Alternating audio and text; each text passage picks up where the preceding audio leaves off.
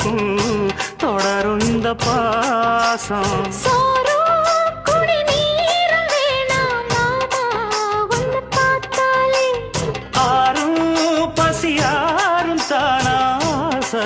மொழி கேட்டாலே ஒன்ன பிரிஞ்சிருக்க தன்னந்தனிச்சிருக்க அம்மம்மாடி அப்பப்படிய மனசு ஒத்துக்காது.